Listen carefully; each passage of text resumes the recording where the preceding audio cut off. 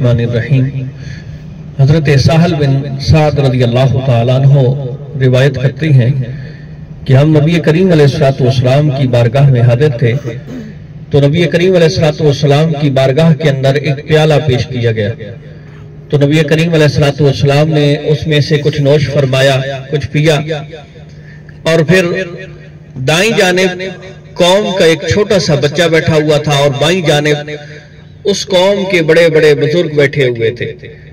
तो नबी करीम अलैहिस्सलाम ने दाईं जानिब उस बच्चे को देखा और फरमाया, अगर तुम इजाजत दो तो मैं इस बाईं जानिब से शुरू करूं कि इन्हें दे दूं। तो वो छोटा सा जो बच्चा था उसने अर्ज की, या रसूल अल्लाह, मैं ये कैसे गवारा कर सकता हूं कि आपका पिया हुआ उस पे बुजुर्गों को तरजीह दे दूं। यानी मेरी ख्वाहिश है कि आप मुझे दें और मुझ ही से इब्तिदा की जाए।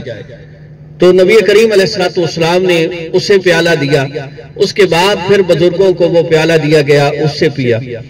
अब इस हदीस पाक के अंदर दो चीजें हमारे सीखने के लिए हैं। पहली चीज तो ये है कि नबी करीम अलैहिस्सलाम कोई चीज पी के एक आगे दे रहे हैं और वो पी के फिर आगे दे रहा है, यानी मुसलमान के पिए हुए से, जिसे आप अपनी जबान में जूठा कह सकते हैं, इसके अंदर नफरत नहीं है, इसके अंदर हकारत नहीं है। यानी सरकार ने, इसी तरह की एक और रिवायत ये है कि सरकार ने पहले 72 लोगों ने पिया और 72 के बाद सरकार ने पिया है। तो ये चीजें हमें सीखने के लिए मिलती हैं कि कोई चीज अगर हमें मिलती है, किसी दोस्त ने, बड़े ने कुछ पिया है, उसके बाद हम उसे जाया न करें। दूसरी चीज जो इस हदीस पाक से हमें सीखने के लिए मिलती है वो है कि नबी करीम अलैहिस्सलाम की हदीस से, सीरत से ये चीज मालूम होती है कि कोई भी शय है अगर आपने तकसीम करनी है तो दाईं जानिब से शुरू की जाए। और अगर आप देखते हैं कि बाईं जानिब बुजुर्ग बैठे हैं, बड़े बैठे हैं, हमने वहां से शुरू करनी चाहिए।